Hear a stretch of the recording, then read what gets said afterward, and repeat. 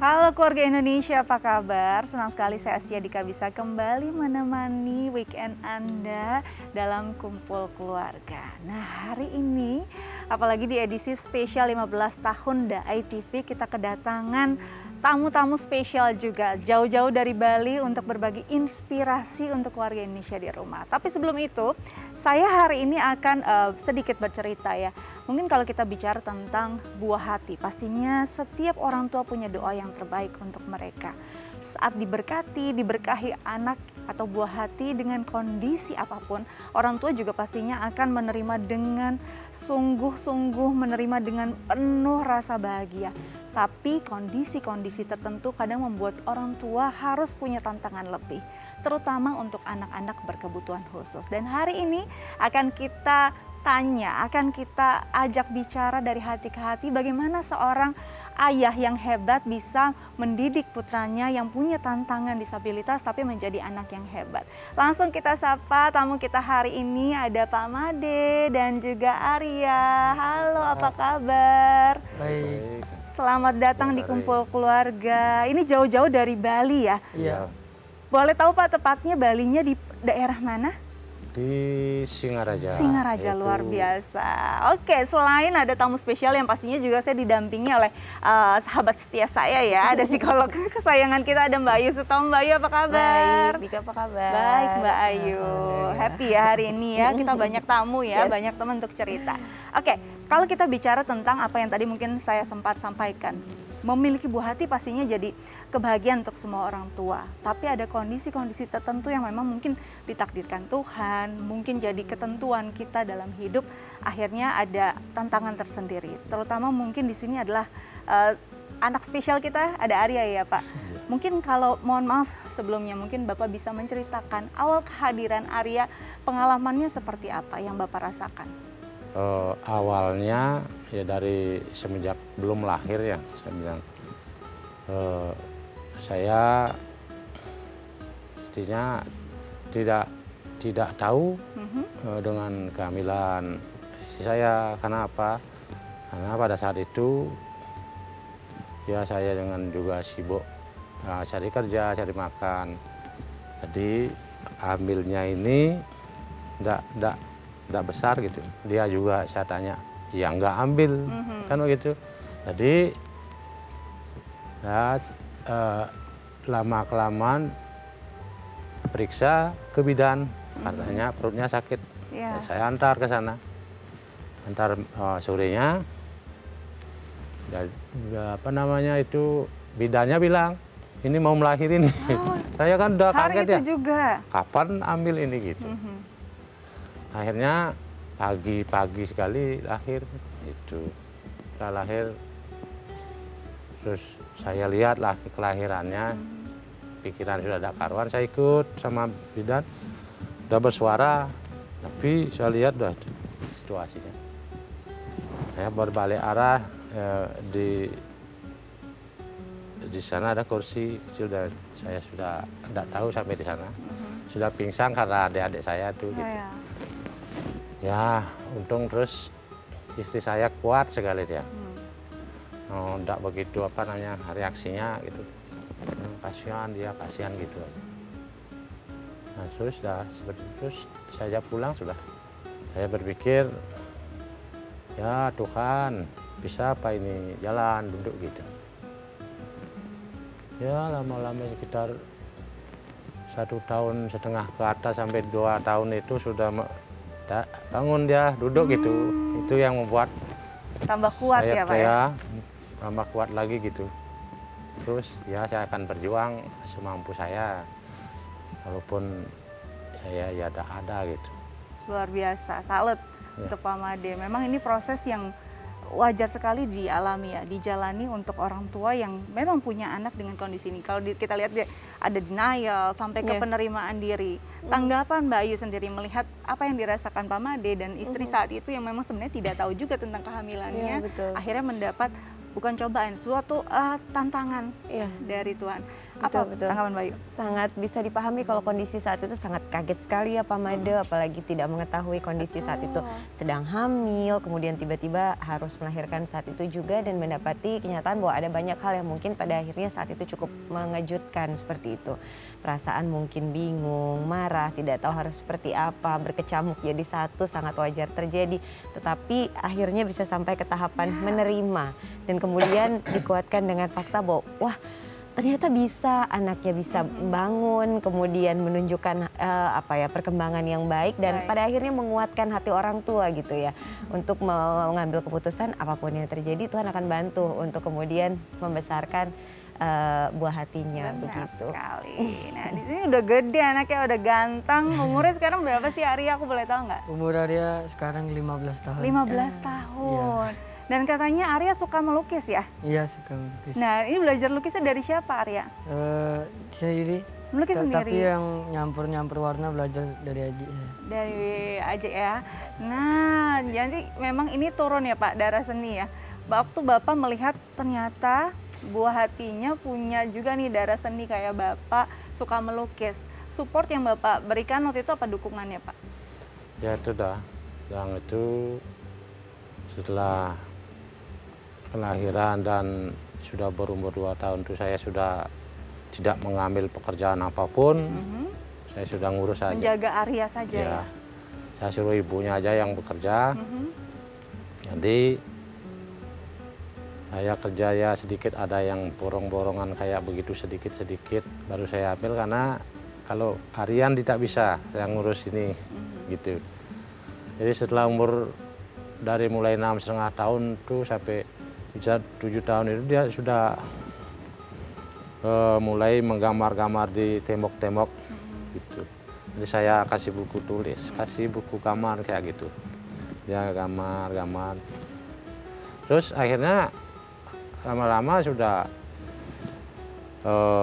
karena dari dulunya sudah diperhatikan sama orang-orang, artinya ada orang terus ada datang dari sosial, dari ya bermacam-macam lah, relawan-relawan begitu, ada yang bawakan warna, ada kanvas, jadi ikut membantu kami. Jadi kami terus saja begitu. Oke. Apa saja. Jadi mulai dari nyoret apa aja ya yang ada di rumah, Bapak sendiri merasa wah ini kayaknya arahnya ke arah seni dan banyak support juga. Akhirnya bisa menjadi seorang Arya yang sekarang ya. Nanti kita lanjut lagi, seperti apa sih sebenarnya Arya tuh belajar melukis dan bagaimana mengembangkan diri jadi Arya yang luar biasa seperti ini. Tapi kita harus jeda dulu, pemirsa jangan kemana-mana, tetap bersama kami di Kumpul Keluarga.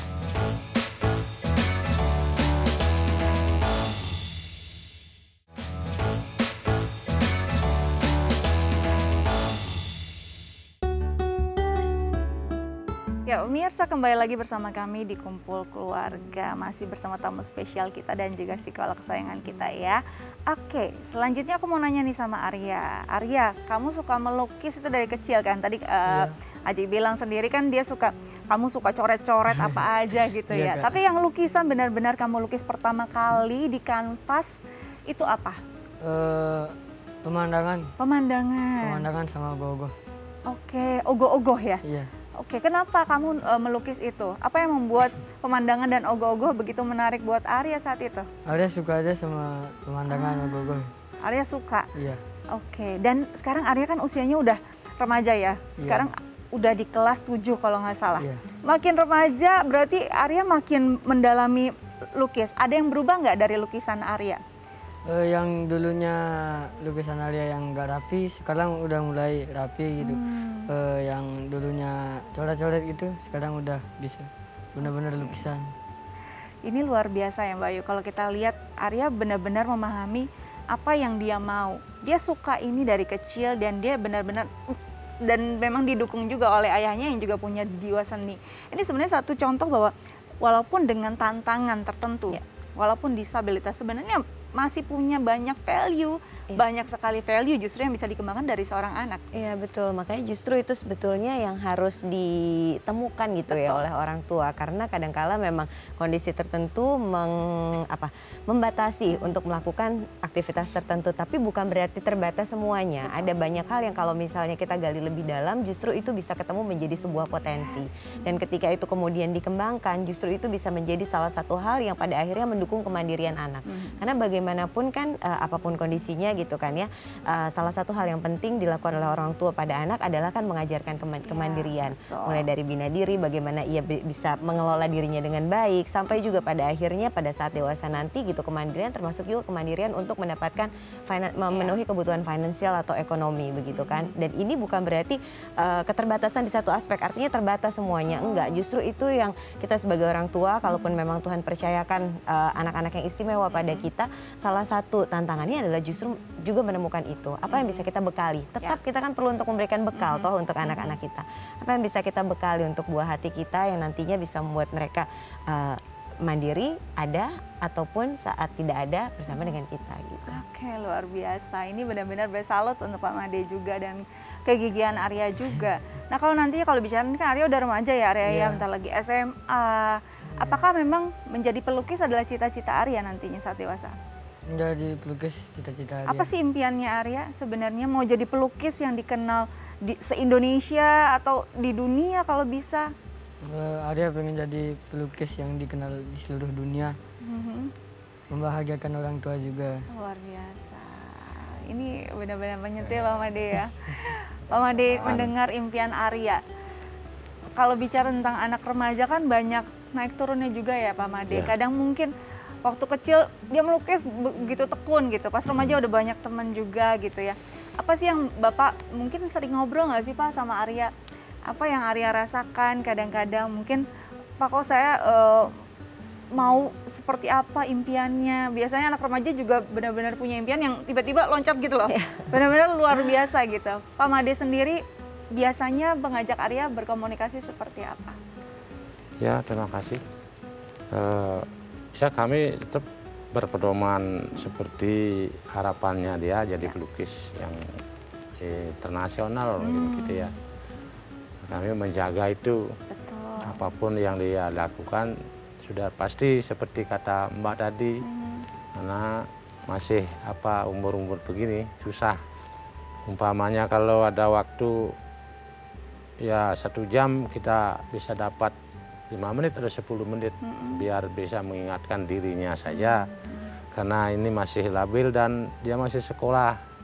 Sekolah jam 1 baru keluar atau masuk sore jam 5 baru. Itu kan saya juga sekolah harus sebisa mungkin juga saya harus bisa sekolah. Ini jadi ya saya bertahan untuk mendukung Arya saja sedikit-sedikit.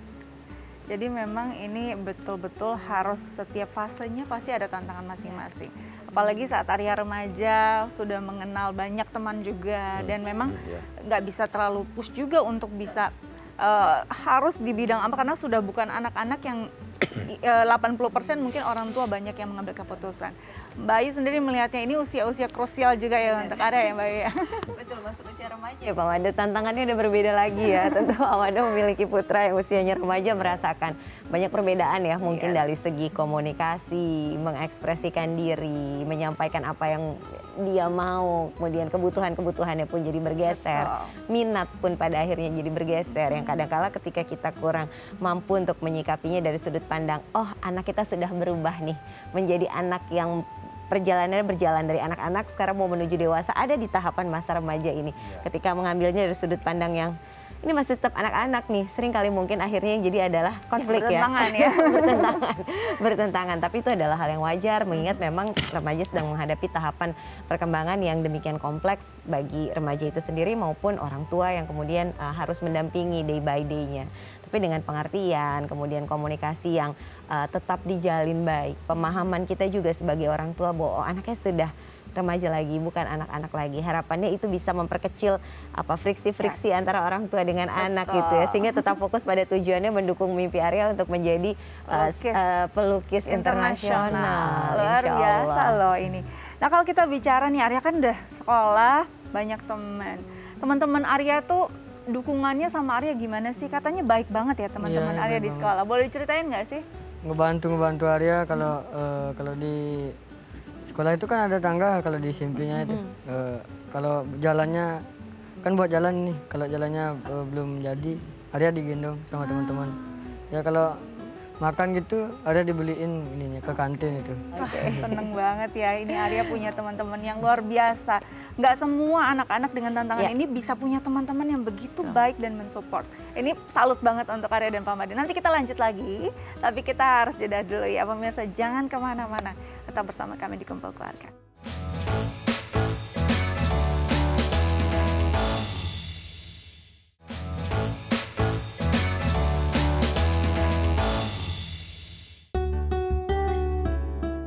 Ya, keluarga Indonesia kembali lagi bersama kami di Kumpul Keluarga. Di segmen sebelumnya kita sudah bahas bagaimana perjuangan Arya dari kecil dengan orang tuanya. Ini benar-benar membuat kita merefleksikan diri, ternyata apapun kondisinya seseorang bisa jadi orang yang luar biasa. Bahkan bisa jadi penuh berkat. Berkatnya nggak cuma bakat Arya ya Mbak Yu ya, tapi juga benar-benar dikelilingi orang-orang yang begitu baik dan support pada Arya. Nah, kalau bicara tentang support, bagi Arya sendiri sebenarnya saat ini orang yang paling berarti dan berjasa untuk hidup Arya itu siapa? Orang tua teman gitu. Gitu ya. Kenapa? Mereka saling bantu Arya, itu semua support Arya itu untuk kedepannya gitu. Nah, Bapak sendiri melihat ini Arya benar-benar tumbuh bukan cuma jadi anak yang punya bakat lukis, tapi juga anak dengan perangai yang baik, hati yang juga baik, makanya dia dicintai oleh teman-temannya. Perasaan Pak Made sendiri gimana sih Pak?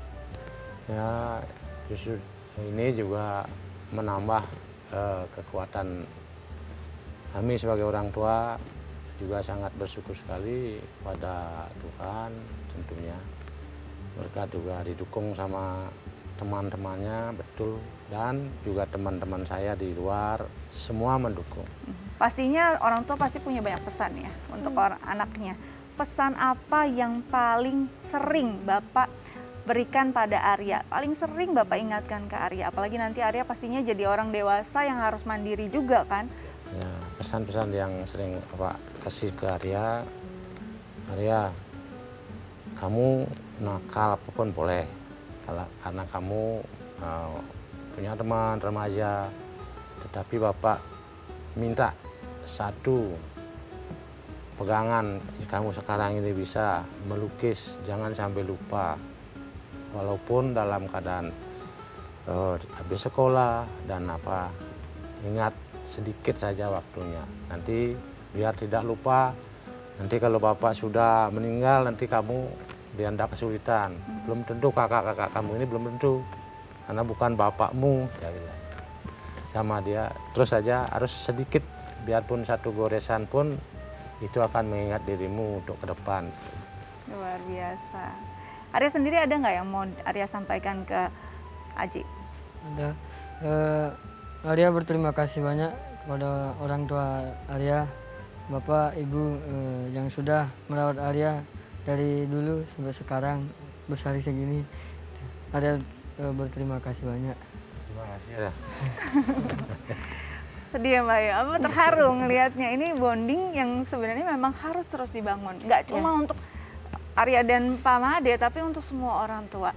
Mbak Ayu melihat chemistry di antara mereka berdua, apa tanggapannya? Iya, saling mendukung satu sama lain. Orang tua kemudian Pak Made bisa sampai ke tahapan acceptance dengan cukup cepat ya waktu itu, dan kemudian mendukung, akhirnya menemukan bakat buah hatinya seperti apa, mendukung dan kemudian mempersiapkan kemandiriannya juga.